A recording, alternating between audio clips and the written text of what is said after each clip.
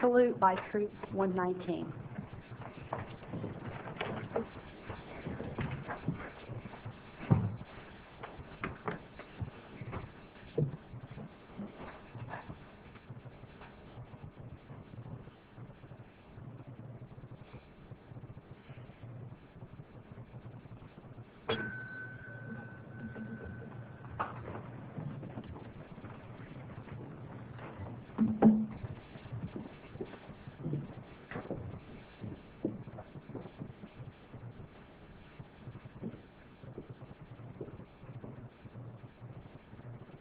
Audience attention.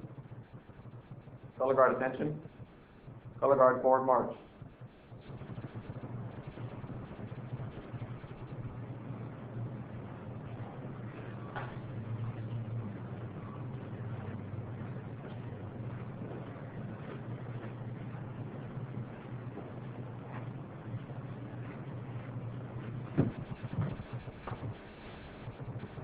Spread both colors.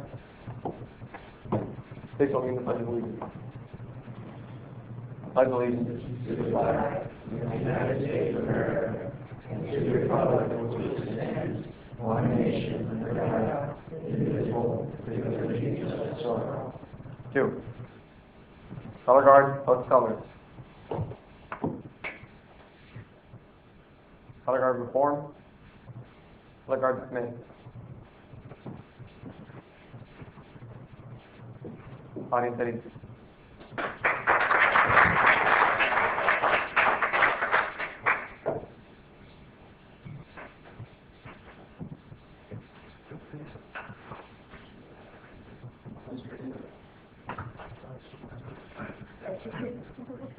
I know.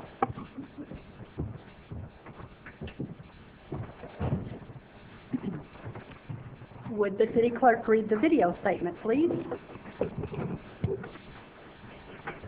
This meeting of the Galt City Council will be cablecast on Metro Cable 14, the local government affairs channel on Comcast, Consolidated Communications, and AT&T Uverse. The meeting is also webcast at www.satmetrocable.tv. Tonight's meeting will air this Friday and Saturday at 9 a.m. This meeting is also closed captioned. A DVD copy is available for checkout from any library branch. I would also acknowledge that Mayor Cruz obviously is not here tonight, so I'm going to stand in for him and get through this meeting. Are there any additions or deletions from the agenda? I would like to pull one if no one else. I'd like to pull item I-5.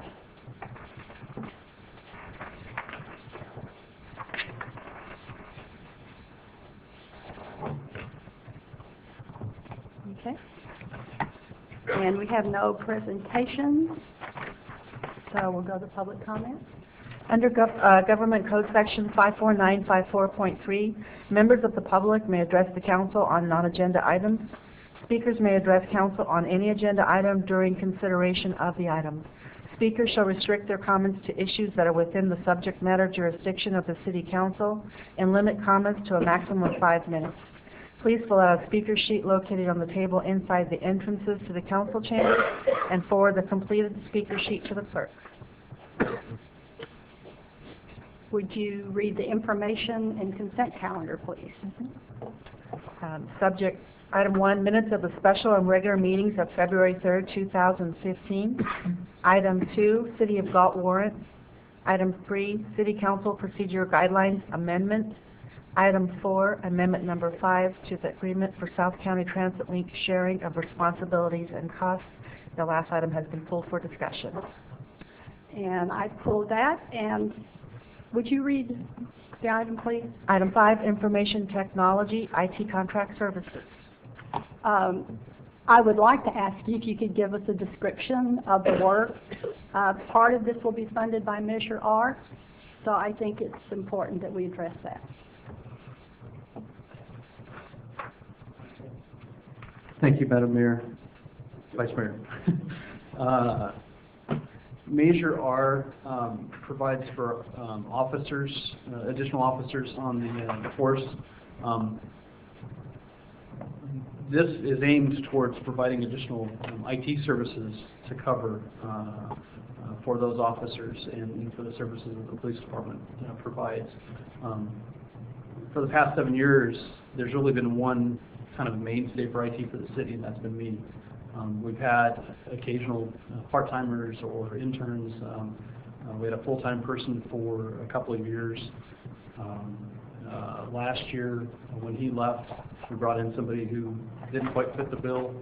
They were here for a very short period, and the landscape of the IT field started changing pretty dramatically in the last year.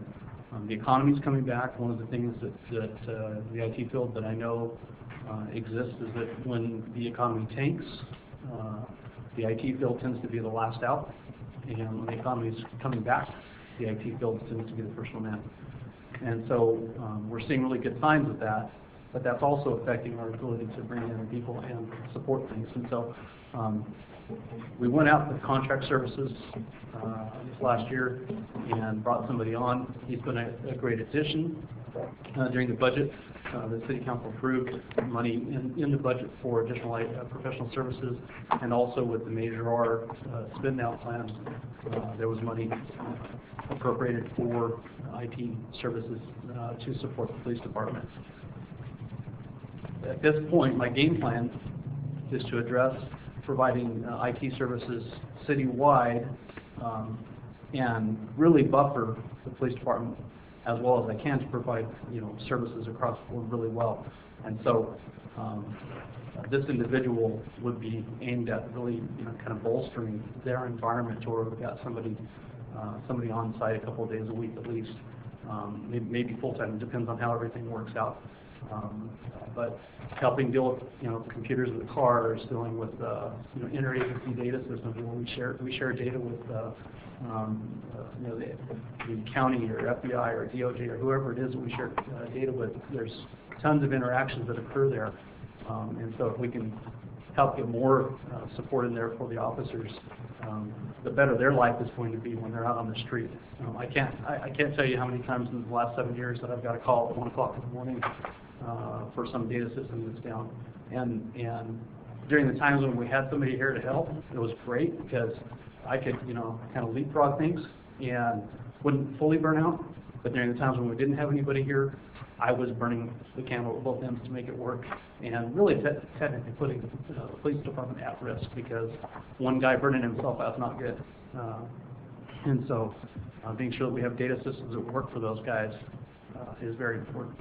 So that's where kind of we're aiming that money towards, making sure that we're bolstering that area of the department, is increasing the technology support there, on top of what we're already doing citywide. Once we've hired on the full plethora of support, I should be able to actually extend the amount of hours that we support over there, because I'm looking at what we're asking for in this is to extend the contract and then potentially add a body, and so with that we're able to spread the amount of hours that we're able to support them.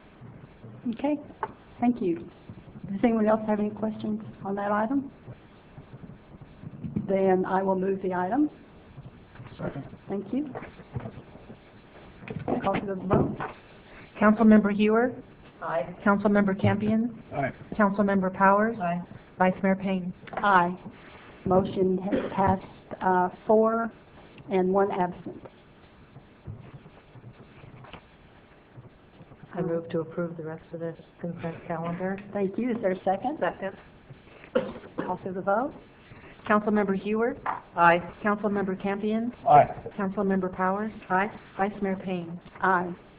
Consent calendar passed with 4 present and 1 absent in favor. Next item. Under regular calendar, City Council Office, Strategic Plan Update. Is that a PowerPoint?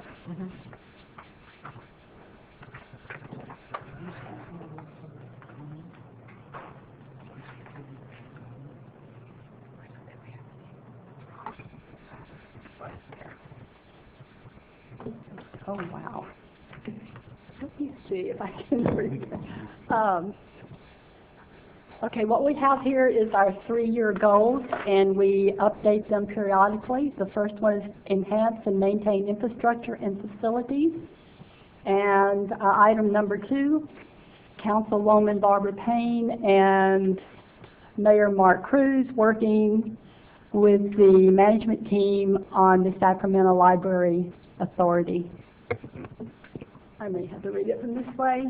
What we're trying to do is develop conceptual recommendations and present to the City Council for direction, physical expansion of the library facility.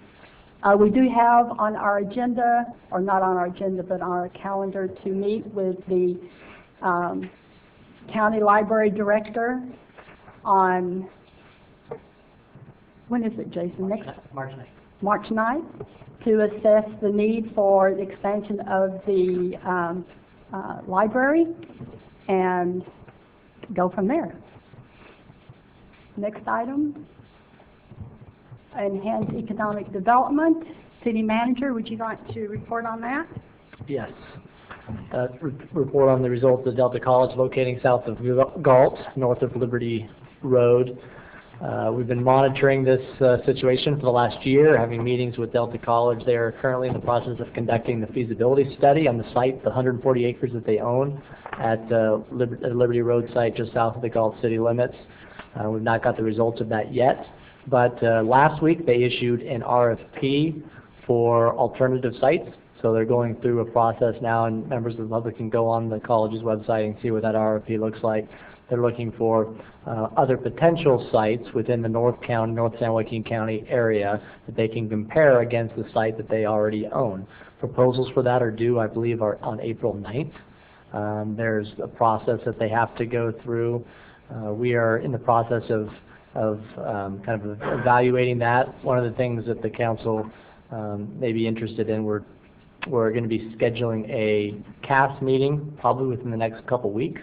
To kind of evaluate that RFP and kind of take a look at what next steps the city, school districts, and community wants to take in order to make sure that the Liberty site gets careful consideration, and we put our best foot forward with that, so you should expect a meeting on that. And we really want to make this a community effort and get the whole community behind the proposal, because we believe that it definitely has the potential to impact our community in a positive way for many years to come. And so we're going to be closely following that, participating in the process, engaging leaders in the community and the community in general. So stay tuned. Okay, thank you. And the next item, present the proposed development code to the City Council for action. Community Development Director. Okay. Thank you. Good evening. Yes, on February 12th, the development code was acted upon by the Planning Commission, and they voted unanimously with revisions to recommend that the project move forward to the City Council for action.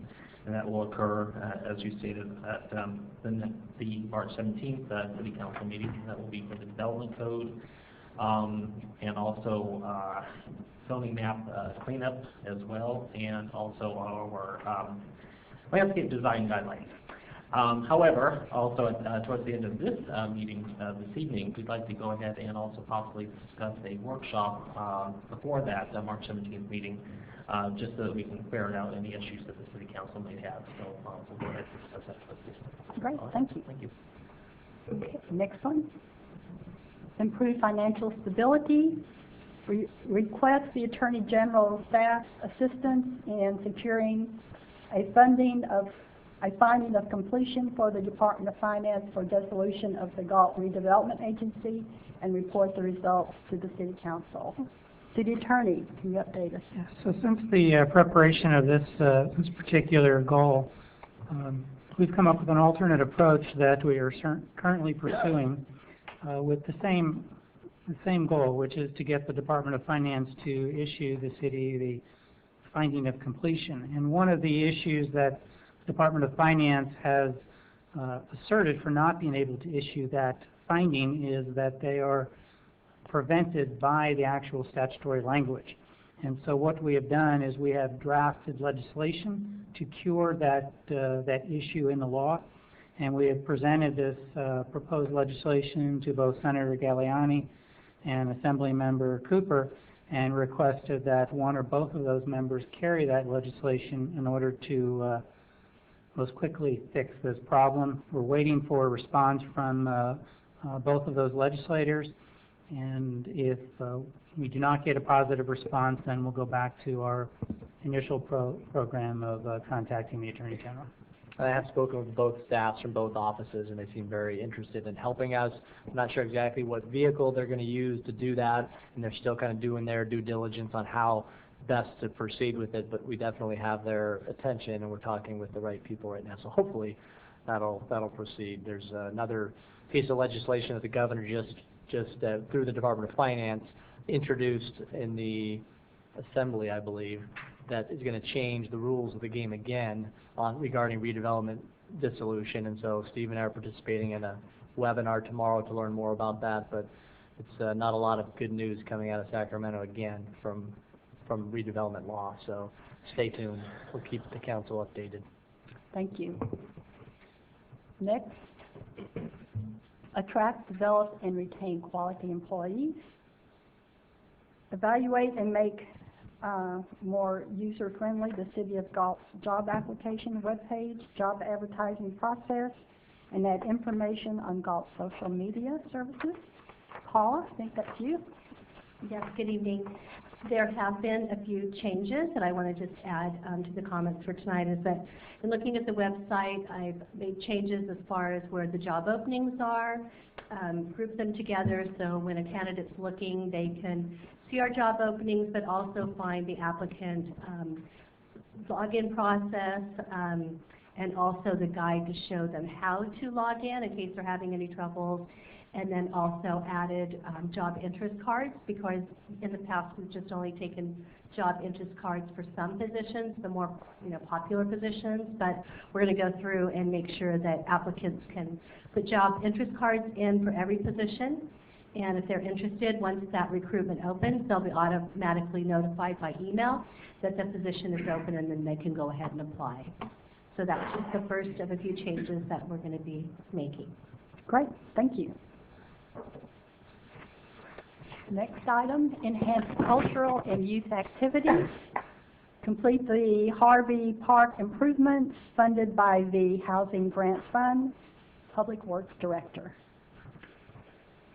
Thank you, Madam Vice Mayor. We're pleased to report that of the 13 priorities, we've got several of them in the works that were part of the housing-related grants for the Harvey Park group of projects. And the first project out of the chute will be fencing upgrades for both the Little League Diamonds there at Harvey Park and for surrounding the new proposed community garden. And those bids have been received. We're in the process of awarding a contract, and work to be done prior to Little League opening day, which is mid-March. So we're just a few weeks away from hopefully getting that work done. Do you know when you're actually going to break ground and start putting that fence up? We're working with the contractor right now to get the contracts executed so that they can get started. And the hope is that we got to be done in 3 weeks. So hopefully within the next week or so, we've got the right weather for it. So, well, we're looking for a spring garden in there. So if you can hurry it up, that would be great. I'm sure once they're mobilized, Little League will be our top priority because they've got an opening day March 13th, 15th. What is it, Armando? And so we want to get that done, and then I'm sure while they're there, they'll then move over and get the perimeter fence on the community garden addressed as well. Okay, thank you. Next item. Police Activities League, PAL, approved the recommended commitment from the Galt Police Department to the Galt PAL organization for a minimum of 1 police officer after school, 2 to 3 days per week. Citizens Assisting Police Services, CAPS, involvement and funding in the amount of $5,000 for fiscal year 2014-2015. Evening, Vice Mayor and Council. The Police Activities League, I know, was presented to you probably about a month and a half ago, and I'm just going to go over some of the things that were discussed in that and then into the staff report. The Police Activities League, or also known as the Police Athletics League when they first started, is a 501c3 nonprofit community-based organization providing intervention, prevention, and alternate programs for at-risk and economically challenged youth within the city or geographic area. The mission of PAL is to provide a partnership between youth, the police, and the community. That's done through recreational, educational, mentoring, coaching type programs that are done by PAL through volunteers and or police officers within whatever jurisdiction that is. PAL strives to help youth in life skills to succeed in later years, from maybe balancing a checkbook, using a computer, and things that sometimes it's taught in school but it's not learned by the student. PAL is open to all youth in the community, not just at-risk students, which a lot of people believe that that's part of it. Across the state of California, there's over 300,000 kids that are serviced by different PAL organizations from the different 125 PAL organizations with the different police departments or sheriff's departments. The ages range from 5 to 18 years old. 60% of the membership are boys, 40% are girls. Our target group within the city of Galt currently would be from age 12 up. And I know that there's an issue regarding cost as far as how much are we spending for an officer. We're looking to do this 2 to 3 times a week. We're going to push for 3 times a week that we'd be opening the center for 3 hours, which would be from 3 to 6. At step 5, top officer, that's $32.99. So for the week would be $296.91, or $1,187.64 per month. Now, the police department was awarded a grant back in September of 2013, and in that we had to fill out a grant application. And one of the questions that they asked us to receive the $250,000, which we're in fact awarded, was, please describe the problem that you will be addressing with the grant funds. In part, this was our answer. We are trying to develop a PAL program in our community to address issues before they become big problems. The grant funding will enable us to partner with the school districts and provide interaction and intervention with behavioral issues, mentoring, coaching, and life choice counseling. We plan to be proactive versus reactive. And that's what we told the federal government, and that's there were several questions. That was, I think, question 7A, that we did this. We currently have, because of some hard work with some people that are part of the PAL board, is that we have a facility at Fairsight School, and it had to be closed, I think a month and a half, 2 months ago, because we didn't have the funding to pay for the insurance. Now, we have to be a member of CalPAL, and CalPAL gets us the rate as far as the insurance premium, which is, in fact, $2,000. It's actually $2,014 for a $2 million coverage for one child up to 100. The PAL board, police department, obviously didn't have that money. We also have to pay $200 membership fee to CalPAL to be able to get that rate. And then there's some other things like a business license and what have you. So we're asking for $5,000 to be able to open up the center with some changes made and some contracts and stuff that the council voted on a few weeks ago. We can allocate an officer to that center. Or also, I've already talked with the CAPS volunteers to see if we could get involvement from those volunteers, plus other volunteers in the community, to have a place that is safe for kids to drop in, spend Tuesday through Thursday or whatever days we come up with, safe location, be able to use the computers, do things as far as being mentored, and also other activities. Thursday of last week, I was at the regional meeting for the CalPAL. And in that, they were talking about that they are kind of going away from a lot of athletics that they always talk about, and now it's activities. And they had some of the larger companies as far as Intuit and other places getting into robotics and other things as far as engineering, as far as getting these kids interested in. So I think that PAL, the way it used to be, might be changing a little bit, and to get into some of the skills as far as life skills for some of these kids. And I think that's about all I have to say as far as the program, as far as PAL across the state, what we're trying to do. I know that we had 3 different events that we had. Armando Solis was having a problem at a skate park. We got together and we put on a skate event. And I believe that in talking with the kids, I don't know of any other problems. We were responding there quite frequently. Then we took a group of kids to a ball game as far as River Cats. There was a generous donation from an individual who was supporting the program. And they also had a soccer, I'm trying to think of what you would call it. What?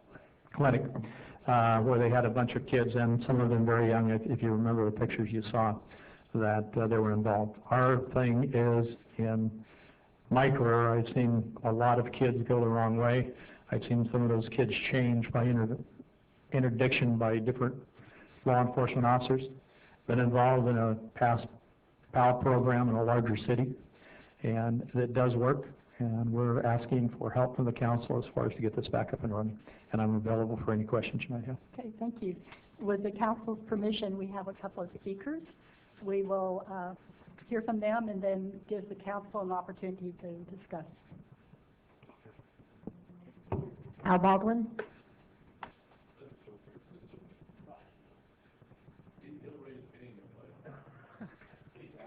Al, I think he's ready for you to come up.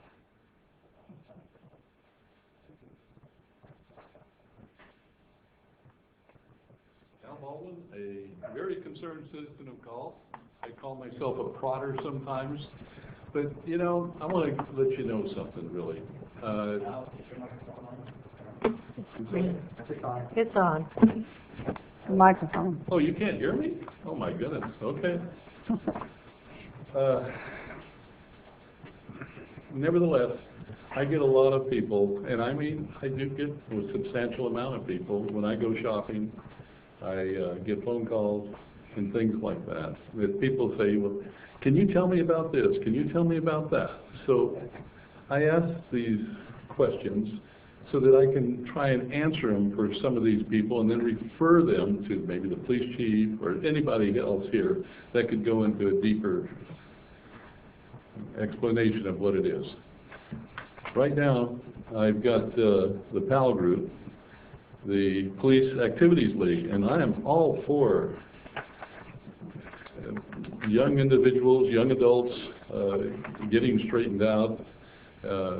It's just something that needs to be done, and it is being done by other groups like they do have in town here, but it's associated primarily with the police department, which makes it a big deal, in my opinion. There was just some questions, and I wrote down, and since it's a nonprofit, and it's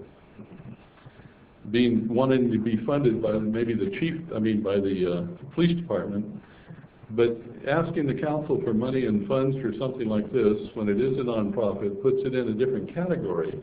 Because once a year, twice a year, you get people coming from nonprofits wanting to get money from you. Then you put qualifications in that they should do this, they should have that, they should do this. And so what I'm asking right now is how many fundraisers have they had? This is one of the questions that people have when they want money from the council, and the council says, well, how many fundraisers do you have? Will it make the city a better and safer place? I believe it would. Have you cleaned up the basketball area at Fairside? What I mean by that is since they've been meeting there, there's weeds growing through the asphalt, and if they're going to be doing any athletic actions at the Fairside School, have they helped clean it up over there so they can continue to do whatever they do with athletics? I don't know. I'm assuming basketball would be one of the popular ones. The next one would be, what outreach programs have you done? I don't know what outreach programs they've done. And I don't know if the council does. I'm not sure. The chief probably knows, but we don't know. And you're going to be giving money to these, this nonprofit. I'd like to know, and one just came up, have they applied for grants? And one was here, the chief just said, but have they applied more than that? Are they relying just on the police department to get grants, or can they do it on their own and try and make some money? That'd be like a fundraiser in a way. The school district has this, and they get 2 paid officers to go around to the different schools. And the schools pay for this, a portion of it. And I'm wondering if maybe they could allow that to be part of the funding, that they could go to these schools, or this school with the PAL program. And it could be. I just wonder how many grants they've applied for, and to justify that they're trying to make money, to get money. The last one, the question here kind of caught me, because it's a sensitive area for some of you up there and me, is Measure R funding, and you're all for giving them money. I've said this enough times, so I'm not going to dwell on it, but it says initial fiscal impact would be $5,000 to the general fund. In future years, the program budget could be included with the Measure R budget if funds are available. I'm just wondering how far off are we going to go to use Measure R funds for this? If that's the case, you're not going to need anything from the city, just use Measure R. They got plenty of money, it's coming in big time. Taxes are being paid by a lot of people right now, and you're bringing more taxes into the city. So, where does it say that you can use this Measure R fund for a nonprofit? I don't know. But in the Measure R area, I couldn't find it. Maybe I just don't have the same eyes that you guys have. But it would be nice if you could justify some of the Measure R funds by quoting a Measure R sentence somewhere in it. And basically, the police department, and especially Mike right now, has been doing an excellent job. So thank you very much. Appreciate it. Good night. Thank you, Al. Is there another speaker? Al, I just want to ask you a question. Did you go to PAL and ask them all these questions that you have so you could get your answers? No, I didn't. I was hoping that the questions would be answered tonight, but if they weren't, one was about the grant, then I would bring it up. And if it was covered, there's no need for me to bring it up. So I was waiting for them to bring it up and see. I thought maybe they would. I've never been to one of these PAL meetings over there at Fairside, or even been involved in any way. It never was asked, first of all. But I'd like to see what actually goes on, just like every one of you up there. If they're going to ask you for money, you should know what's going on there. You should visit it once in a while. Get a feel for it. See what it's like. It may be the best thing Galt's had in years. Then again, it may be another challenge. I don't know. But no, I didn't go through it and ask them. Oh, well, that probably would have been a good place to start. Mike Hodge.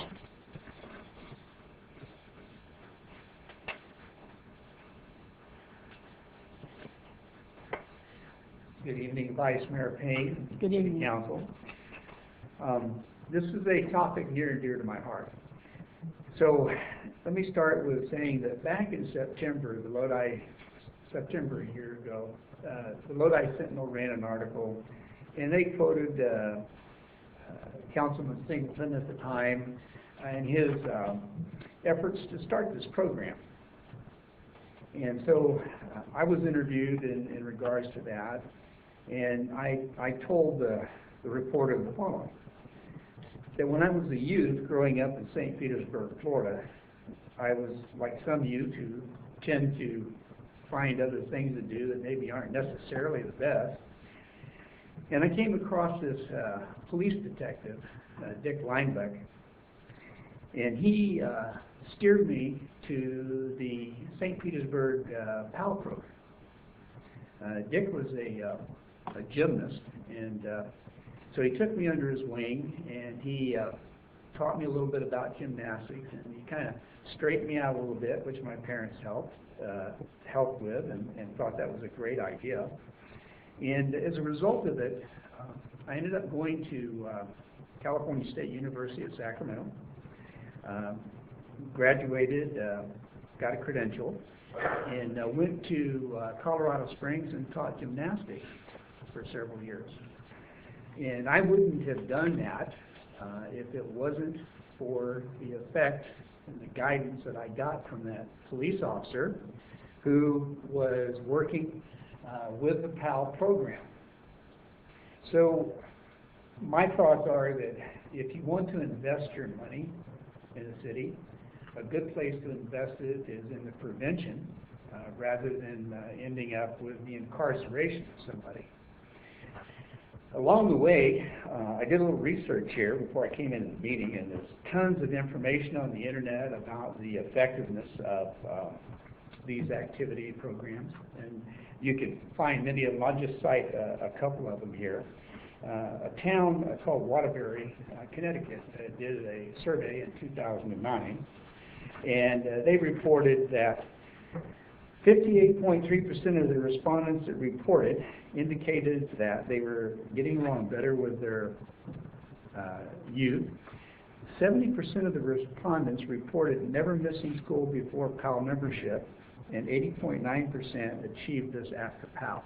So 10% more kids in that community made it a point to attend school rather than miss school.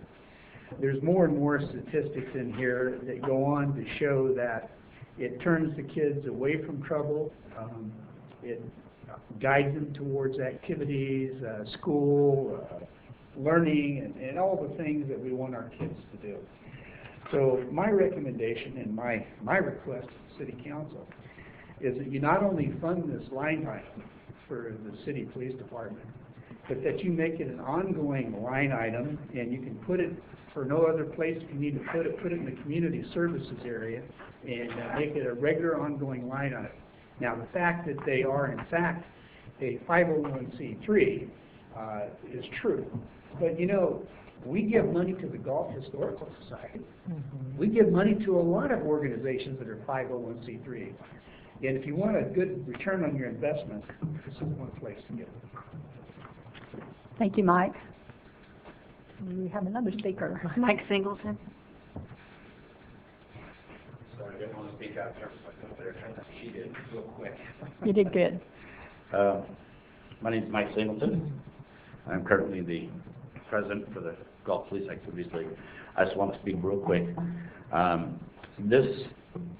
The impact of this PAL program here in Galt has far-reaching effects for not only the kids in this community, but also our police department and the people that live in this community. I've worked with these kids for years through our SAR program and by visiting the schools, and they're all looking for something to do. Not all of our kids skateboard, so we got to find other activities for them. The effects of this program as far as far-reaching is less stress on our police department, and plus it gives these youngsters a better understanding of these people that stand behind this badge are just that. They are people just like you and me. So it's very important to have a better understanding and communication with these youngsters.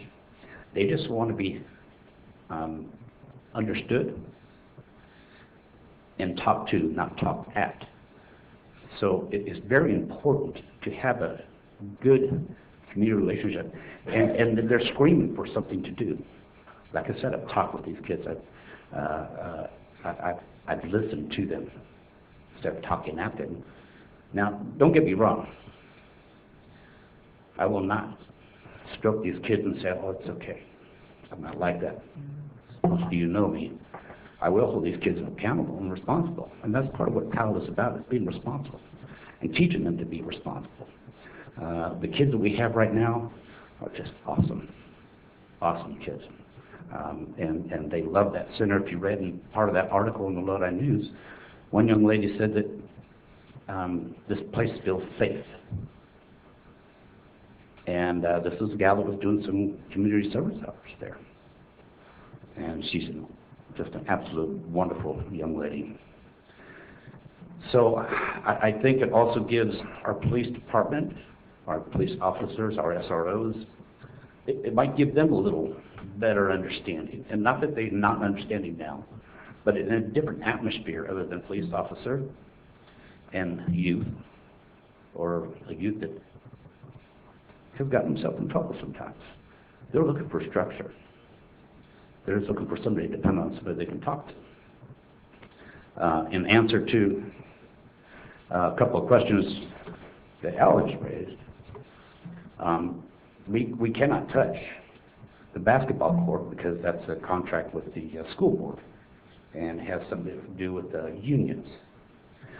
But what we have done is if you walk south of there and you look at the Fair Site Garden, we're in there okay?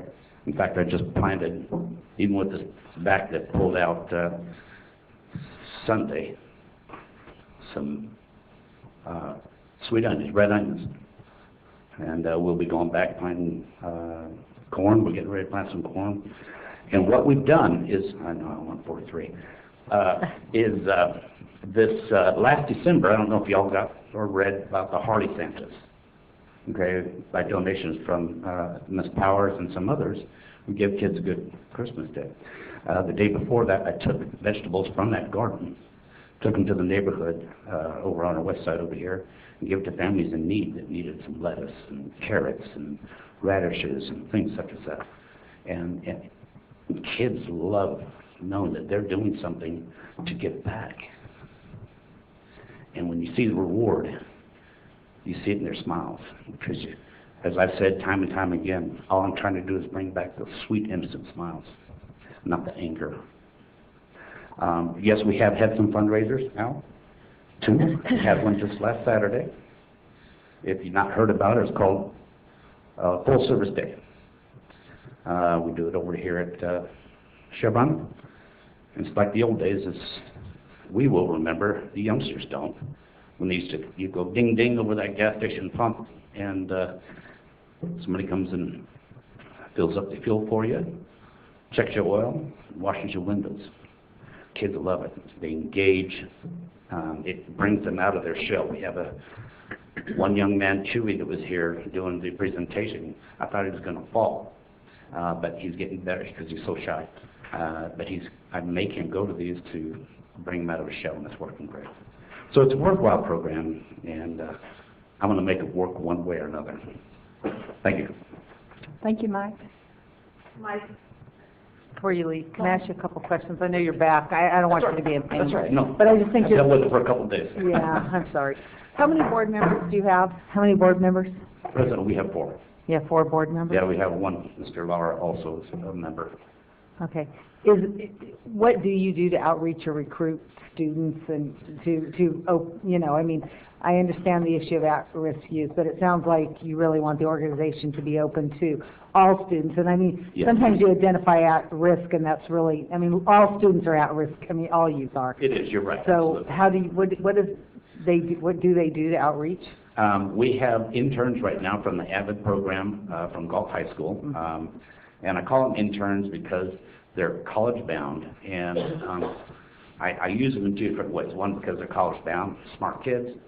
2, because they can be mentors to those who may not be as good as students, I guess you could say. I visit the schools a couple times a week. I talk with kids at the school at lunchtime. I go through even SARB. If we have a kid that's SARBed, I'll talk to them afterwards, some of them, and I'll try to get a better idea of what's going on in their head. If they're just missing school because they're bored, or are they their intelligence level not been tested and they're just bored because they don't think they're learning anything, or structurally something at home. So I look for kids this way. I have Do the resource officers assist? resource officers have recommended some to us. As far as our resource officers, some of the kids are coming through our diversion program also. Something happens in school, we divert them out of the criminal justice system, end up with some community service, which Mr. Singleton was talking about earlier, and bring them in that way also. We also run across kids that on the street, as far as really not doing anything, hanging out or whatever you want to call it, and direct them in that direction. But we haven't been able to do anything for about the last 2 months now. In fact, it might even be pushing 3. Right. And, you know, myself, when I'm out and about in the community, even at Fairsight Grounds there, or the skate park's right there, and I have a lot of kids. Hey, Mike, how you doing? 'Cause I make them, when they speak to an adult, when you're in the POW program, as Ms. Powers knows, I tell them that you call an adult Mr. or Mrs. or Miss, unless they tell you otherwise. Because that's just a beginning of respect factor that they have not maybe possibly been taught before. As Ms. Powers visited the site one day, and I told her you called her Miss Powers. She said, oh, forget that. You called me Mary Lou. So she did. So So how many students do you have that are currently active? I mean, I know you probably have more, but I mean, just a rough no, number. it's very small right now. We just opened up Okay. last September, or we were able to access the center through donations through Miss Powers, LNS Refrigeration Service. It took a lot of time to get, because it was an empty classroom. There was nothing there. And as you might recall, I solicited the city for some old computers that the police department had in evidence. So it took some time to get in. I think our kids were in there October is when they started, and that's when we scheduled the soccer clinic for the youngsters. And so it's very minimal. I want to say, best guess right now, 25. Oh, well, I think actually for high school students, I think that's a pretty good It's a number. start. I'm pretty impressed with that start. number, having spent all the years I did with high school students. Yeah. Don't be ashamed. I think 25 is, don't be hesitant to say that. 25 is a great number. Well, I'd say 2025 is Okay. my best guess just off the top of my head. And I know there'll be more because I got parents calling the school, Fairside, asking when can we have our kid come to the Fairside program? Because as you know, Monsieur, you got to, and all the council too, is you got to have applications filled out.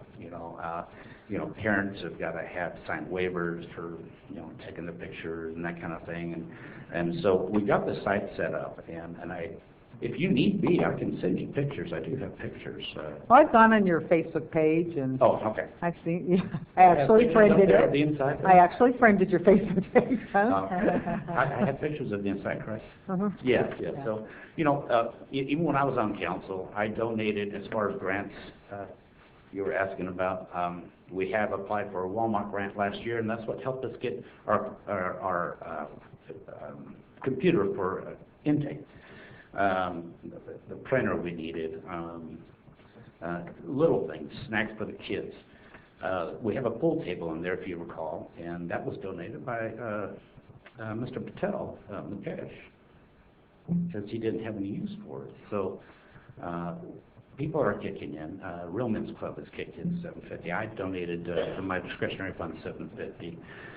So all that has helped get from nothing to something. And we didn't have a whole lot of time to do a fundraiser. We did one when we first got in there, and we just weren't able to get up the, it's actually, excuse me, Chief, but it was $2,114 total. And to pay for the $2 million required by the school board. So if I'm rattling on, I apologize. Okay, no, thank you. Is there anything else, Mr. I'm the one that had the questions. I just thought you'd probably have all that information being the president of the Yeah, I've been association. struggling and stressing, but it's okay. It's just part of doing something wonderful for this community.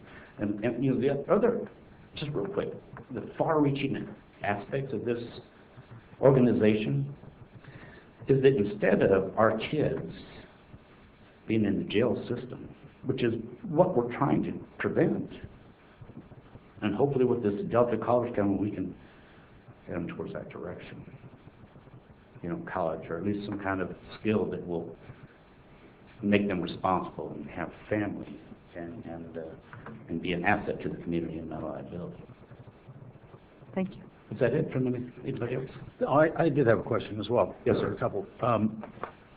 So what I'm hearing is the organization still exists today, because you're having activities. You had one last Saturday. Mm-hmm. What this report is all about is simply opening the facility at Fairside? Yes, sir. That's it? So, I guess, I'm not understanding. Well, it says here that the program, when I read this, it says that the program was forced to close due to recent lack of funding and required insurance premiums. The door must remain shut, and the program unavailable to the community until funds are available to satisfy the insurance requirements. So in fact, that's not true. Well, that's not. The organization is an operation. It's just so that you have the facility. And it's a finite point, but I'm just trying to... It is. Because it wasn't clear to me at all. I thought that the organization had been disbanded after reading the report. No, it's going to take more than that for me to disband. What it is that facility is not open. We can't have our kids that have community service come there. We can't have anybody there because we don't have that coverage yet. Okay, so I guess I have a very poor understanding of the program, you know, and I've been to the website, but I don't, you know, I just don't understand it. I understand that if you had the facility, what you would like to do with the computers and so forth, but I don't understand what other than that the organization does, other than, I guess, some fundraisers and so forth. And I guess that's what's lacking in the report. That's all. The short answer to that for me is redirecting kids from being troublesome to being positive and being an asset for our community. I understand. And I mean, on how many hours a week, Mike, are you able to commit? I mean, total number of volunteers? I mean, those are just general questions. I couldn't count the hours that I've been there and how many I've put in, and I will continue to put in. There's been quite a number. In fact, I've been there before, from September to December, every day after school, 5 days a week. I've committed my own time. In talking with the school district, this premium is to cover, I guess, an addendum or something to their, because it's their property, is that correct? It's their property, school property. District. Yes. But it also covers, as far as events, we took the kids to the ball game in Sacramento. Right. That covered the insurance as far as our transportation up there and everything else. So any activity that PAL's involved in, that's the insurance to cover the kids that are involved in those activities. It might also cover CEO and director coverage, insurance for directors and CEOs. And I know it's a very good program, and I support it. I do have to agree with someone with Mr. Baldwin that, you know, I'm concerned that we take on a nonprofit request outside of the normal budget process and outside normal requests. I think the council's going to support this, but what I would request, if it is supported, that we fund it through the end of the fiscal year, and as part of the budget process, we look at this and all others at the same time in the same light, because they're all competing for the same dollars, and it's, you know, depending on who you talk to, their organization is the most important. Oh, sure. Their group is the most important, and it does the best. And I think in fairness to everybody in this community that is a nonprofit that does come to the city and request funding, I think that's really what we should look at. So But this that's is- just my thoughts. Okay, now I'm gonna give my thoughts. This powers them. But this particular one is unique in that it works with the city, and it works with the police department. So, that kind of makes it a little different. I have been out there, and not for lack of trying, that place is not open. Having run a 501c3 myself, it's very difficult to get grants. You just can't go, well, did you apply for grants? You know, there are so many parameters on so many grants. You got to first get established. You know, once you get established, then it's easier to get the grants because you've got numbers, you've got, you know, statistics and things to go on. And the other thing is fundraising and community support, I'm just going to say it, is really hard in this town for some reason. You know, it's just, you could get some poor businesses that support everything, and then some that no matter what aren't going to give a dime to anything. And I have seen the struggles of you guys with trying, you know, it's not for lack of trying to get money, and it's not for lack of trying for the grants. You opened up the office or building, you opened up the building with, you know, a lot of what we call in-kind support, and that counts for something. It's not, people didn't give you money, but you got computers and you got desks and you got a pool table and you got books and you got, you know, you got furniture, you got all kinds of stuff. So it's not that you're sitting there waiting for somebody to give you money. It took a while to establish all that. I also had the pleasure of meeting a lot of those kids, and they are good kids. They need some good direction, and having that place open gave them the direction. When you see something that closes real soon after you establish it, you don't want to lose those kids. And they were doing a lot of work going out They cleaned out the soccer fields. They went out and had the soccer camp. I, worked in the garden with you one day. They went out there and working on the garden. They're learning a lot of things that, they don't learn at home. And it's a good time between 3 and 6 o'clock when there is no supervision at home. And also you've got mentors that are going to help them with their homework, which is great. And if they're having difficulties with some things, they just need a little kick to get off the ground. Like we have been supporting a lot of these 501c3s for a long time. One in particular we gave 10 grand to forever until somebody said, maybe that's another way we need to work that out. So I don't have a problem considering some of these other 501c3s that we've given probably hundreds of thousands of dollars to give you $5,000 to get it off the ground, and if you work with the police department. Right. And we're going to have policemen there, and you're going to have CAPS people there, which, like grandma cops and all that. I've seen it. I think it's a great organization, and one other thing, and then I'll stop too, is the difficulties of insurance is crazy. I know too, because I have to pay that much for my insurance, and the directors and officers is a big chunk of it, which is in case one of your board members or something gets sued or you do something wrong. And it's a really finite thing, and I've probably paid tens of thousands of dollars for directors and officers and never had to use it ever. Right. But you have to have it, and your liability has to be $2 million. Right. You're like, can't we do $1 million? But it's right. like, no, it's some of these parameters that they put on them that are really difficult for a nonprofit, to even exist. So, getting you started and then watching where you go is, I'm not.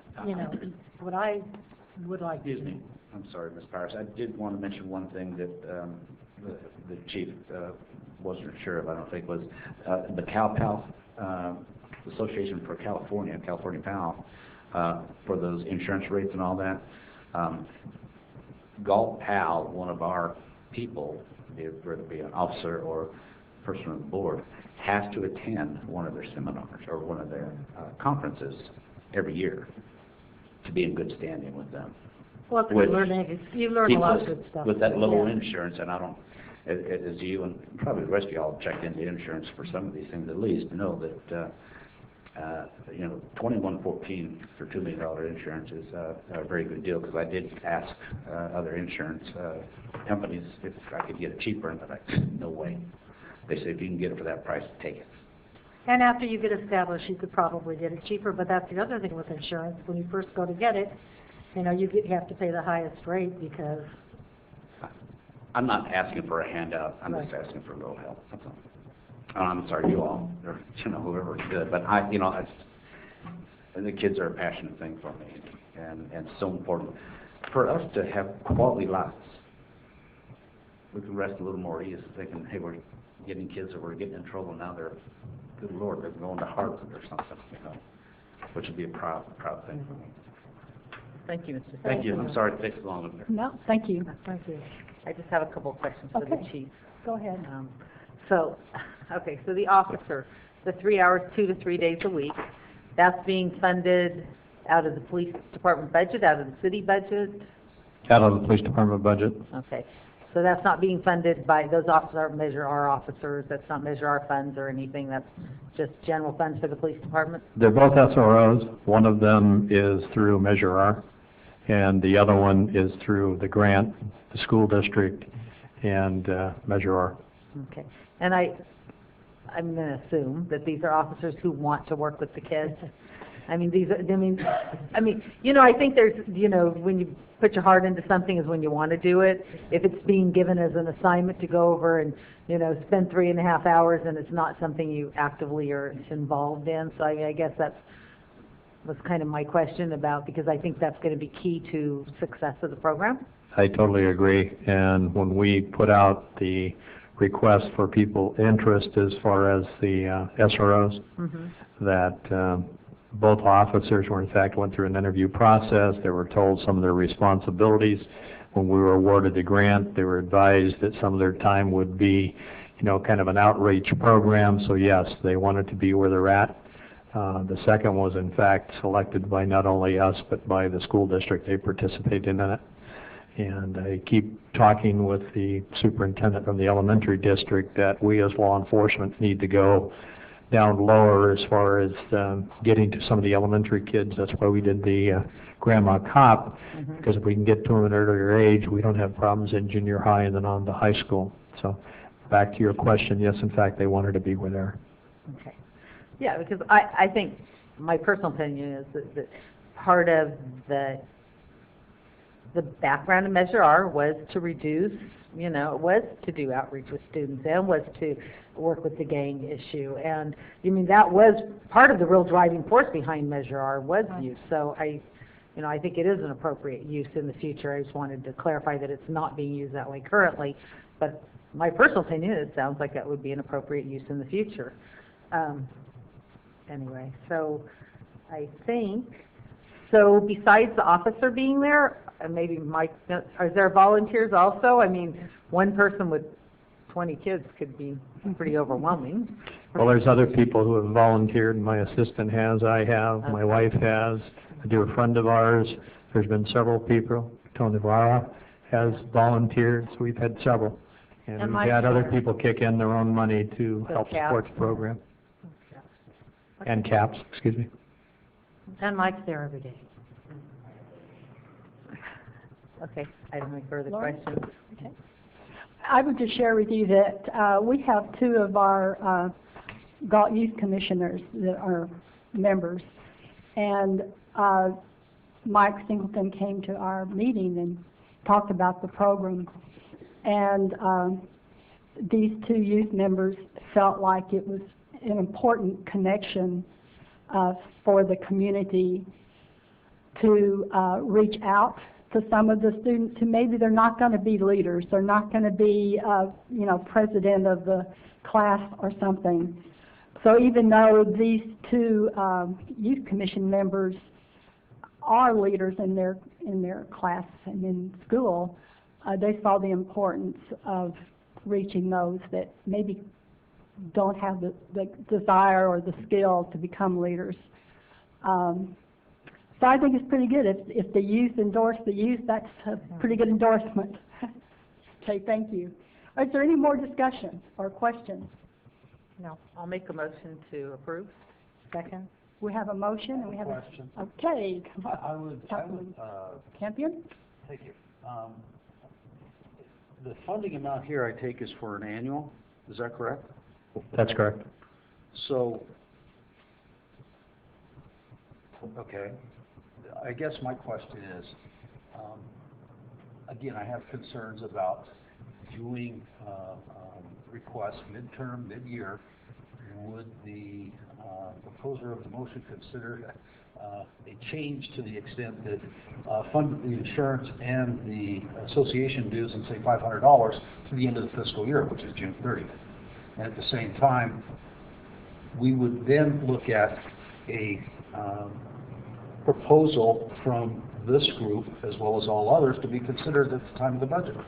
I just think I'd accept that amendment. I think that makes sense. I appreciate that. Well, I'd accept that amendment and add another piece to this. My understanding is, and we know we couldn't act on it tonight, but when I was elected to the council, I was told that by Liz that I had $1,000 discretionary fund. I would propose that I would give that $1,000 discretionary fund to the PALS program. So that we cut it out, so I accept your amendment, and I'd like to come back at the next meeting and bring forward to the council's approval to grant my discretionary funds to go to the PALS program. Okay, now can you repeat your amendment? But the motion would be to fund what, $2,800, the request was $5,000. That would fund it, should fund them through the end of the fiscal year, and actually it should buy the insurance premium for the entire year, so that would be a cost that would be at some point. But additionally, they would have $500 between now and the end of the fiscal year to do programs. or whatever else they have in mind, which I don't know. Well, why don't we just, they don't have to spend that full amount of money, and they have to be accountable for every dime they spend, so why don't we just, I mean, they're not saying they're gonna spend all the $5,000, so why don't we just leave it and see what they spend? And, you know, you never can tell what kind of things are gonna come up. Okay, well, we have To keep it going. We have a motion and we have a second, and then we have an amended motion. Yeah. You have to act on the amended. So I'm not sure if we got, who was the second on, Mary Lou. okay. So, so the original motion that was seconded was to approve staff recommendation as proposed. And so, Councilmember Campion, are you making An amendment. an amendment? It would be an amendment to the motion. Okay. So is there a second on the amendment? Would be, Madam Vice Mayor, would be that. Let me repeat what the amendment is so we're all clear. One more time, please. Approval of $2,800 and to fund it, to approval of $2,800 to fund it through the end of the fiscal year. And then it would be considered, they would come back to be considered with all other budget 50C3 So that we have a requests. separate, Ken, just a reminder for the council, we do have a separate nonprofit funding process where we allocate, I think it's $10,000 a year for nonprofit funding. So they could, what you're suggesting is they'd be invited to compete for those funds along with all other 501c3 programs. Correct. Jason, when is that?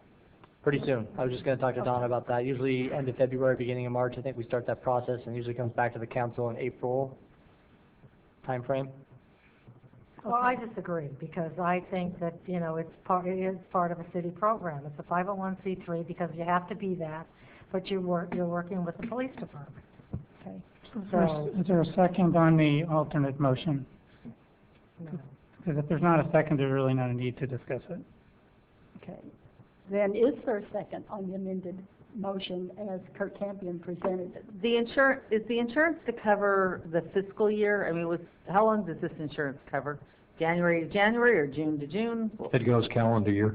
Calendar year, so this is to cover January to next January? Yes. Well, actually, January to December, I guess. Okay. And the membership as far as Cal Pal is the same. It goes January to December. Okay, one more time. Is there I'll second Mr. Campion's we have amendment. a motion, amended motion, and a second? Okay, I just want to add one thing. You can't pay for half of a year of insurance.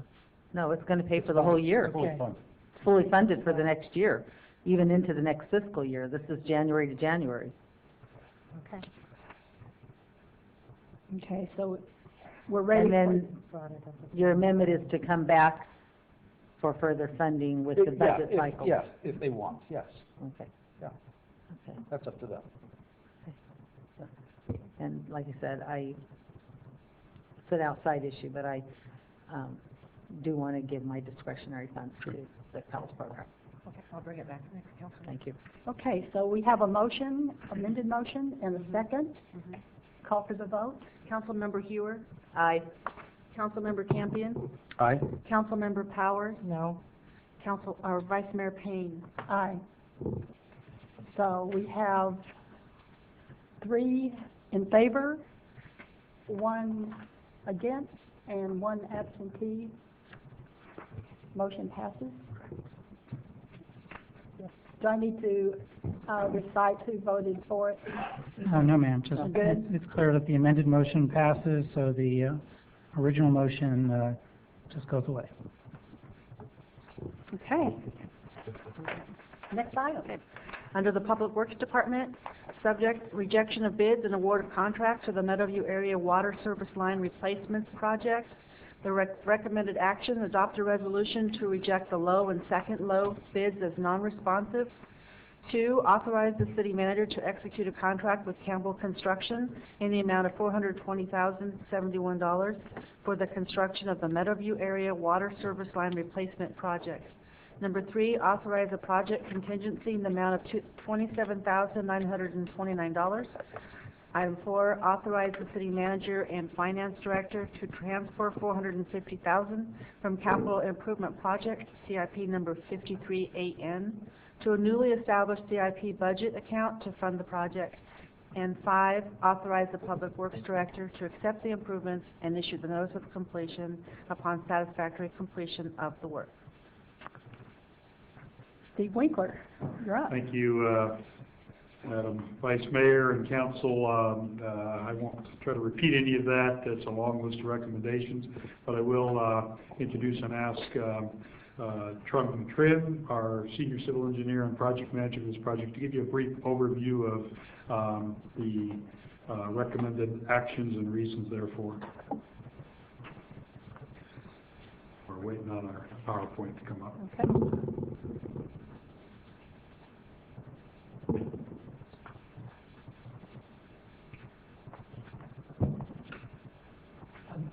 Good evening, Vice Mayor, member of the council. My name is Trung Trin, Senior Civil Engineer, Public Works Department. Tonight I'm making a presentation on the Middleview area water service line replacement project.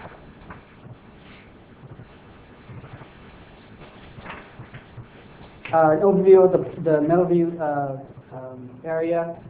This is the location map. Cox Road,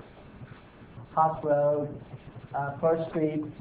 This is our limit of work. There are 253 units. The subdivision was built in the late 1970s using polybutylene lines. These water service lines have deteriorated substantially and are prone to leaks. In the mid-1990s, there was actually a class action lawsuit, and polybutylene is not, for water service lines, is discontinued nationwide. We can't use it anymore. Within the past decade, staff replaced 31 of 253 water service lines due to leaks. With continued deterioration and disturbance with the water meter project, more leaks and failures are anticipated in the near future. This proposed project will replace the remaining 222 water service lines.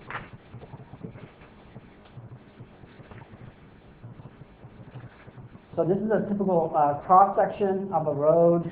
It shows the water main line and then the water service that service the property. This is the road and the sidewalk. So what is being built? The contractor is being asked to dig pits at the customer service side here, and also at the main line to locate the valve where the old polybutylene line is. And what they're being asked to do is pull a new line in at the existing location and make a connection, and that's the repair of the water service line. Other than the access pits, open excavation will only be allowed if the contractor is unable to pull a new line. We're trying not to have open cutting in the road. The contractor is allowed to close traffic down at the residential area, except on First Street. This will make construction faster and easier. Access to local residents will be available at all times. The work will require the main line to be temporarily shut down, and customers will be asked if they are willing to share water with their adjacent properties. And if they agree to it, the outages of the water service is limited to 4 hours. So essentially what we're asking for is that they approve sanitary hose connection from adjacent properties. Customers not willing to share water may have service interruptions for up to 12 hours. On longer blocks, multiple water service shutoffs may be necessary, and in these instances, the outages will be limited to once a week. 48-hour notices will be provided for each scheduled outage. Staff will provide customers information and solicit participation in a water sharing agreement after a contractor is awarded for this project.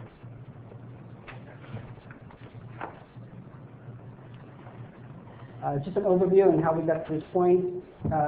Originally, staff requested a quote from Global Water Fathom. They are our water meter contractor for a quote to do this work. We also asked for 3 other bids from other contractors to ensure that the price was competitive. All bids came in high, and it prompted the formal bid process. Staff advertised the project and received 13 formal bids at the beginning of February. There's a new state law, SB 854, that requires a contractor to register with the DIR in order to do public works contracts, and they're required to register after March 1st, 2015. In order to ensure compliance with the DIR requirements, in our contract, in the notice of contractor, we require that the contractor register with the DIR, Department of Industrial Relations, prior to bid opening date on February 5th. We wrote on there that if they did not register prior to bid opening, that's grounds for bid rejection. The first low bidder acknowledged that their DIR application was not submitted prior to the bid opening date. The second low bidder acknowledged that they failed to address any registration requirements. And the third low bidder submitted their application by mail on February 2nd, 3 days prior to bid opening. Due to the time that was needed to process their paperwork and their check, their registration date shown on the DIR website is actually February 6th. But they did submit a copy of their application to the DIR. They submitted a copy of their check and a slip showing proof of payment. So based on the proof, staff believes that the third contractor has met the intent of the city DIR registration requirement and is the lowest responsible bidder. At this point, I'll turn it over to Mr. Winkler to discuss the alternatives available to City Council and final recommendations. Thank you, Trung. You heard read at the beginning what the recommended actions are, and obviously that's our first alternative for you in considering this matter would be to reject the low and second low bids as being non-responsive and award the contract to the third lowest bidder, which we believe was responsive. Another alternative is to reject all bids and to rebid the project. This would avoid any potential delays associated with possible requests or claims or an indication that contractors wish to protest whatever decision you make tonight. By rejecting all bids, you basically return everybody to the same level playing field. That would take a period of about 5 weeks to implement and bring back a follow-up recommendation. You could also direct that we go back and negotiate further with Global Fathom under their existing contract to add this work as a change order now that we have some known market pricing that is more competitive than their original pricing. Lastly, you could reject all bids and direct us not to spend the $450,000, but rather to sort of take our chances on whether we can reattach new water meters to the existing brittle water service lines and just address any leaks or problems that develop. For a variety of reasons, we're not recommending that we sort of take your chances approach with alternative 4, and we are recommending tonight that you do authorize us to go to the third low bidder, but these other alternatives are available to you based on your discretion. So that takes us to the recommendations that the clerk read at the beginning, and these are our recommendations for you tonight, but we're welcome any additional input you might have, and we'd be happy to follow any of the other alternative directions you may wish to give. And with that, we're open for questions you might have. Council questions? So the pipes, they're no longer used. The kinds that are there currently. That's correct. Okay. Sorry. So those pipes, what is the reason that they're banned nationwide? Because of the failure rate or because of? They were installed back in the 70s. There's probably a number of reasons, but there's studies suggesting that the treated water, the chlorine, the interaction with the pipe and the water, it makes it brittle, and over time The failure rate? Okay, thank you. Any other questions? I have a question. If you only replaced the meters and didn't worry about the lines until they become a problem, who would come back and fix those lines at that time? Would it be go out to a contractor? Would the city do it? Well, we don't have the resources to replace them wholesale, all 222 No, I just locations. mean as they they failed and became a problem? We've seen an unprecedented number of water leaks citywide over the past year and a half, and it's pretty much all our streets crew can do to keep up with those. We've got 3 more this week that were reported over the weekend, and so they literally have to take a day out of their normal schedule every time we have one of these water leaks for a crew of 4 people. And so it becomes problematic. That's why we're recommending that we do this with an outside contractor who can come in and concentrate on just getting these services replaced. So in other words, if we went the other way and just replaced the lines as they became a problem, we could get ourselves in a situation of service crisis. The concern is if we disturb 200 more brittle pipelines as part of putting the new meters in, that we're going to have unexpected and unanticipated failures and ruptures, and then the problem is once the pipe is burst at the customer end where the meter would be going, the only way to shut the water off is to shut the whole block off until we can dig a hole in the street and shut off the main valve that's buried under the pavement. So that's sort of a bad way to proactively deal with potential water leaks. So we're recommending a more wholesale approach to fixing the old brittle mains. I was talking with our utilities superintendent, and he said, you know, we've been living on borrowed time. He worked at a city, Mark Clarkson, where they were doing this 20 years ago, replacing whole areas of town because they were having so many water leaks, and we've managed to, with our soil types, to dodge that bullet for an extra couple of decades. But at over a 10% failure rate, we feel that we're probably living on borrowed time. If we go out and disturb them, that we're going to have some real issues with water service in that neighborhood. Okay. Any other discussion on the item? Would you read the recommendations again? Sure. Anyone in the audience? Is there anyone in the audience that would like to speak to this item? I don't see any. So, okay. One more time, the recommended action to adopt a resolution to reject the low and second low bid as non-responsive. 2, authorize the city manager to execute a contract with Campbell Construction in the amount of $420,071 for the construction of the Meadowview Area Water Service Line Replacement Project. Authorize a project contingency in the amount of $27,929.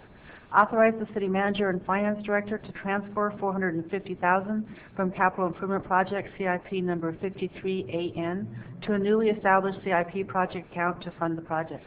And 5, authorize the Public Works Director to accept the improvements and issue the notice of completion upon satisfactory completion of the work.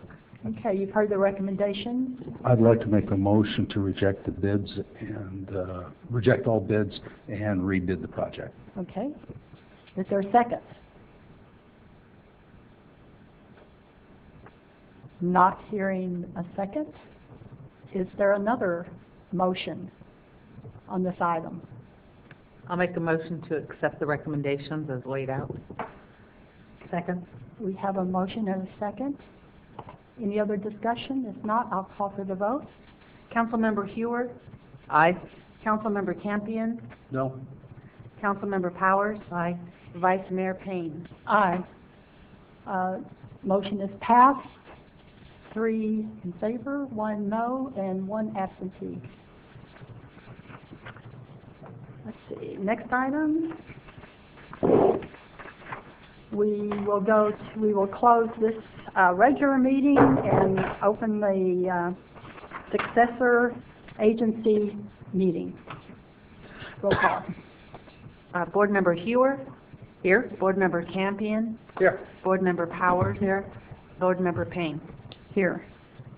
Public comment? I have none. Would you read the consent agenda, please?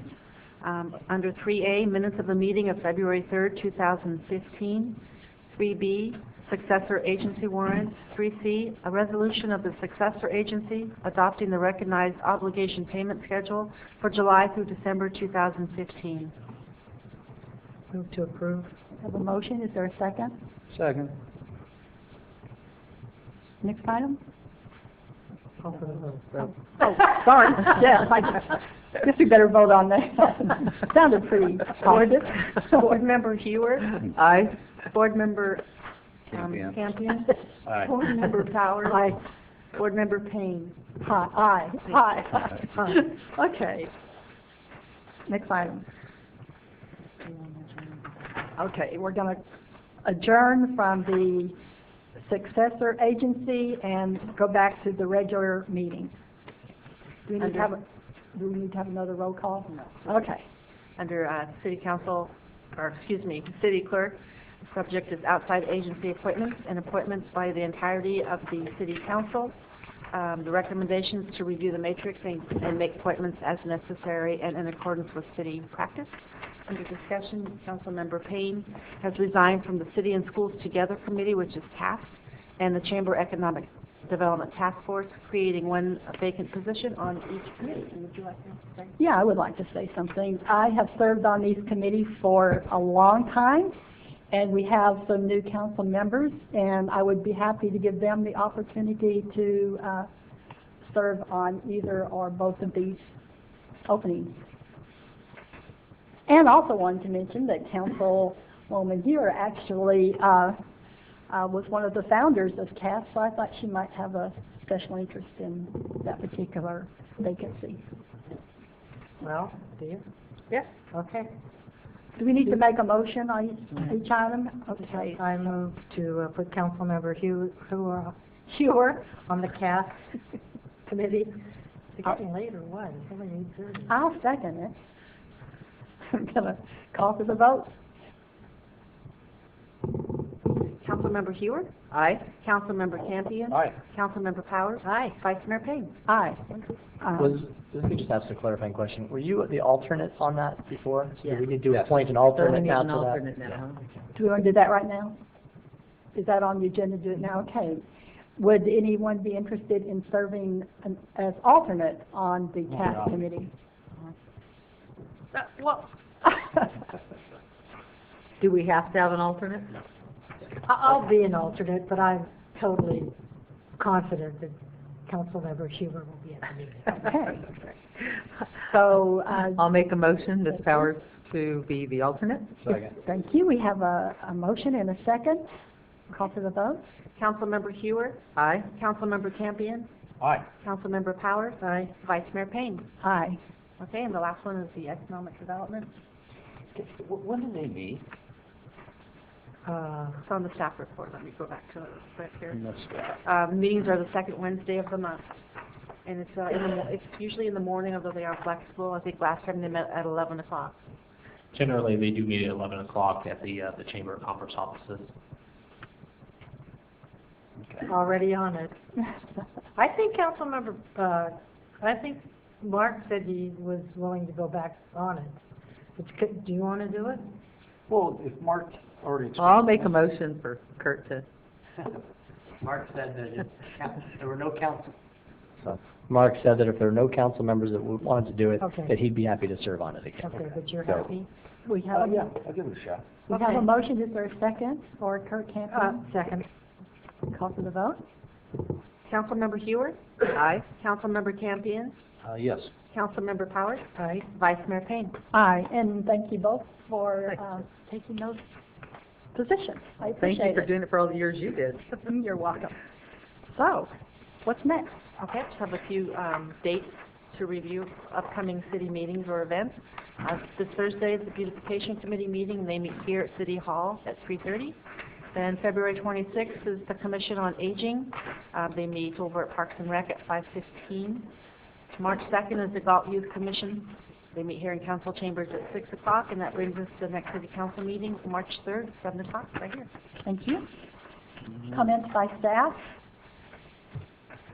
I am pleased to report the January water conservation numbers. So we didn't have them quite posted by our last council meeting, but I did receive an update from Mr. Clarkson. And in spite of the driest January on recorded rainfall records for our area, we had a 48% reduction from the prior January, which is phenomenal.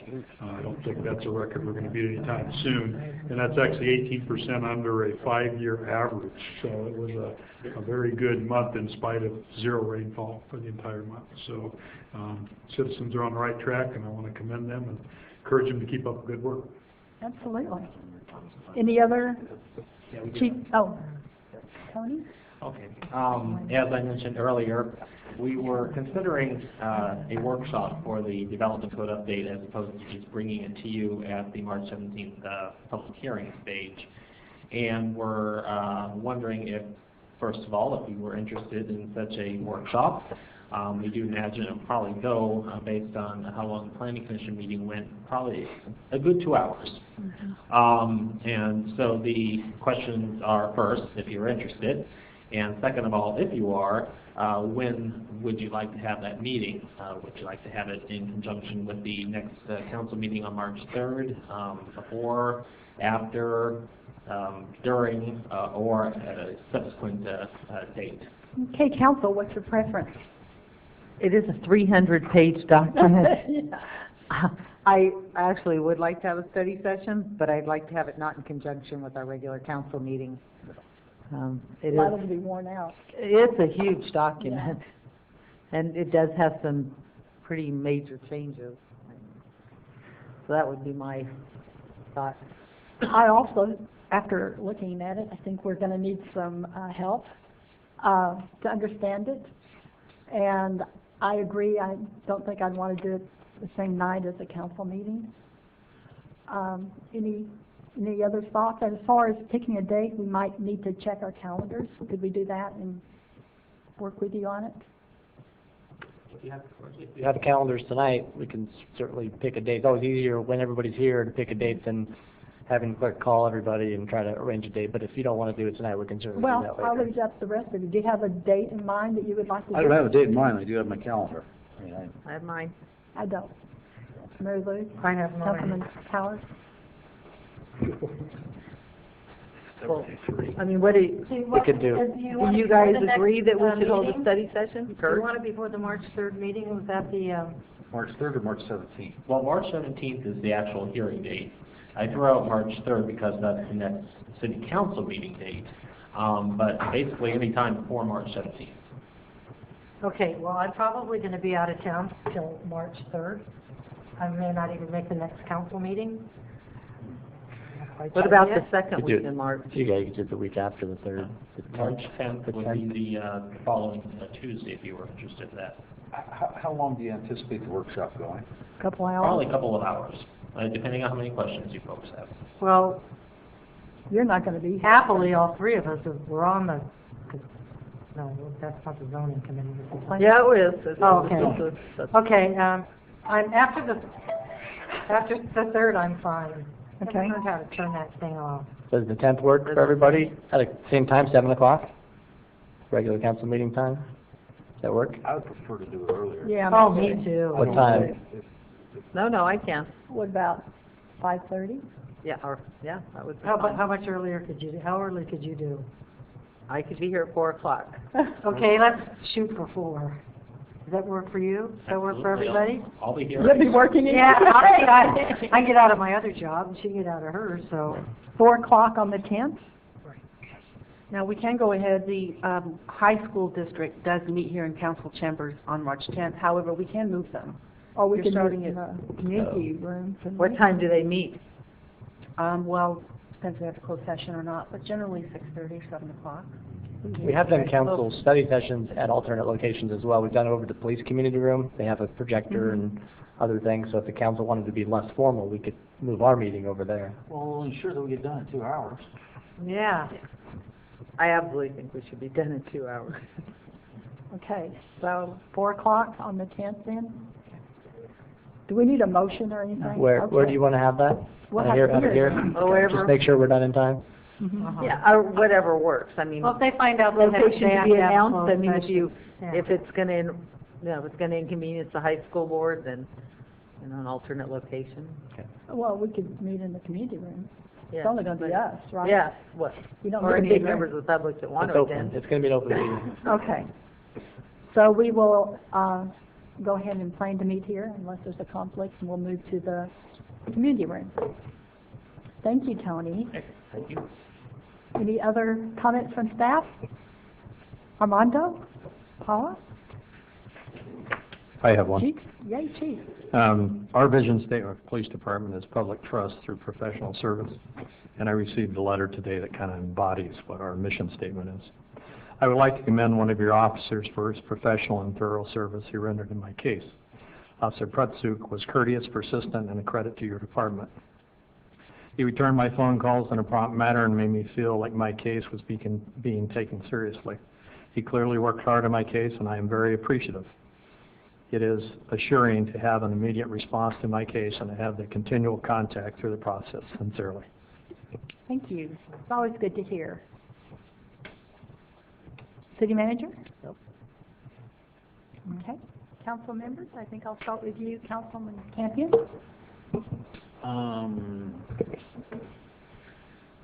The only thing I can think of is Historical Societies having their fundraiser at Hunan House this Thursday, and if you don't have tickets and would like to go, let me know. Got mine. I already got you. Yeah. Councilman Powers? Okay, I kind of have to read this. I'd like to have staff prepare a report for the next meeting that would allow our council here to consider creating a city council ad hoc committee to review the city's animal control ordinances. I think it's time that we work on developing our own so that it can be tailored to our specific issues instead of the county issues. And so I would hope that the rest of the council would be in approval of that. What was it again? Just look over to get an ad hoc committee. Oh, okay. Have a Okay, staff report to okay, see if it's okay, feasible yeah, with another okay, council okay, member. okay. Okay, We'll put that on the next, please. put the next agenda. Sure. Okay. Seems to be a consensus to do that. Councilman Hewer? Okay, so a couple of issues. One, I thought the Bird Festival was amazing. I thought that it was absolutely, the dinner was wonderful, the festival was wonderful. I was hoping that we would get a follow-up report regarding it. The committee is going to be meeting, I think, tomorrow to do a debriefing and kind of figure out what went well, what didn't go well, so I can ask them to put together a little debriefing report on how things went overall. But I agree with you, it was a great success despite the poor weather. It's still a lot of people came out. So it was Yeah, really the good. attendance was really good. The speakers were great. But the activities, I've only gotten positive comments from people on it. So I have an email here. I think this is Public Works. On February 12th, and maybe you can tell me, on February 12th, I had a gentleman from the community was concerned because at 12:41 p.m., and maybe we can follow up on, tell me, that all of the city lights, he says that the street lights were on. Was there just a fluke, or did we have something happen? Do you know? I don't know the specific location, but a certain council member to your right also let us know there were some street lights on in her neighborhood. Well, I think this is the same neighborhood. And if It's that's the same the case, neighborhood. we have solved the problem. Okay, thank you. There was a test switch that was left on, which is how we can tell if they're working in the daytime. But in the process of fixing that, we did find that there were 2 street lights that were burned out. And apparently our contractor accidentally left it in test mode for several days, so our staff corrected that problem. Okay, thank you. So they were our lights, not smokes. Yeah, those were city maintained ones. And I just want to comment that the matter was taken care of swiftly by Public Works, and I appreciated that since I live in the neighborhood and get to hear everybody's comments. Thank you so much. And is there anything else? I just want to thank staff and the city council for your support. My father passed away last week, so I really appreciate everyone's outpouring of support and sympathy for my family. Thank you. And I think that you know that we all felt for you these circumstances. The only thing that I would say is to remind you that the extravaganza is coming up and all its extravaganza, and there'll be a pie eating contest. I'd be glad to challenge someone to that, as well as wear your best or most awful Easter bonnet to show it off. Anything on wheels that you can decorate like an Easter basket, you're welcome to join the race. There's going to be a lot of food, vendors, games, kids, everything you can imagine. Oh, cars. James Gus Miller will have his muscle cars and all his really cool vehicles out, so it should be a great event. down on 4th Street in Old Town Galt. So if there's no other... I just want to add to that, that it is a really good event and it gets bigger and better every year, and it's a fun community event with no cost. So Great. does that mean you're going to challenge me in the pie eating contest? I think I'm going to adjourn the meeting with that. I'm going to Kurt. I think he knows that. I want to watch. Hey, I'm already adjourned. I had no takers. Adjourned. We are adjourned. Thank you, everybody.